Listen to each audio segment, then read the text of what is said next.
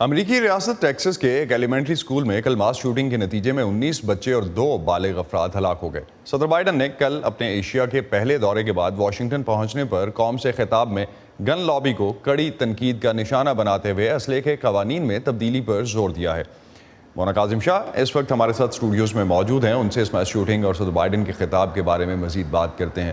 مونا، 2012 کے بعد یہ کسی بھی ایلیمنٹری اسکول شوٹنگ کا سب سے مہلک واقعہ ہے۔ ٹیکسس میں تو بغیر کسی پرمٹ کے اسلحہ رکھنے کی بھی اجازت ہے۔ کیا محرکات ہیں اس شوٹنگ کے اب تک اگر کوئی سامنے آئے ہیں تو؟ بیکاز 21 لوگوں کا ہلاک ہو جانا جس میں 19 بچے بھی شامل ہیں ایک بڑا دل دہلا دینے والا واقعہ ہے۔ بالکل اسد، یہ ایک نہایت افسوسناک واقعہ ہوا ہے جس سے پورا امریکہ ہی ہل گیا ہے۔ یہاں میں یہ آپ کو یاد دلاؤں کہ 2012 میں کنیٹیکٹ میں سینڈی ہک کے قتل عام کے بعد ایک پرائمری اسکول میں فائرنگ کا یہ سب سے بڑا واقعہ تھا۔ اس واقعے میں 20 بچے ہلاک ہوئے تھے جن کی عمر 6 سے 7 سال کے بیچ تھی۔ منگل کا یہ واقعہ 2022 میں K-12 گریڈ کے سکولز میں فائرنگ کا کم از کم 30واں واقعہ ہے، جبکہ اگر کالجز اور یونیورسٹیز کو بھی شامل کیا جائے تو کم از کم 39 واقعات ہوئے ہیں جس کے نتیجے میں 10 افراد ہلاک اور 51 زخمی ہوئے ہیں۔ لیکن پھر بھی اس معاملے پر اب بھی دونوں سیاسی پارٹیاں امریکہ میں متفق نہیں ہیں۔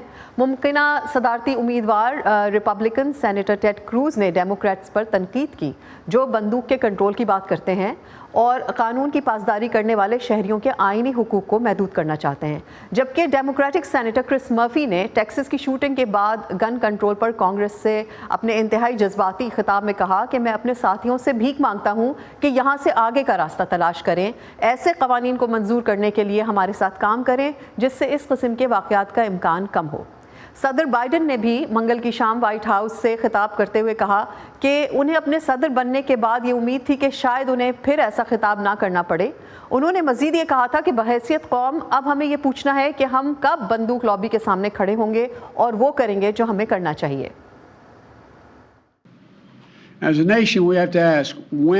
ایک قوم کے طور پر ہمیں یہ پوچھنا ہے، خدا کے لیے ہم کب گن لابی کے خلاف کھڑے ہوں گے؟ خدا کے لیے ہم کب وہ کریں گے جس کے بارے میں ہم جانتے ہیں یہ ہونا چاہیے؟ ٹیکسس کو آزادی کا گڑھ رکھنے کا عہد کرتے ہوئے وہاں کے گورنر گریگ ایبٹ نے جون میں 7 قوانین پر دستخط کیے تھے جن میں سے ایک لوگوں کو قانونی طور پر لائسنس کے بغیر ہینڈ گن رکھنے کی اجازت دیتا ہے۔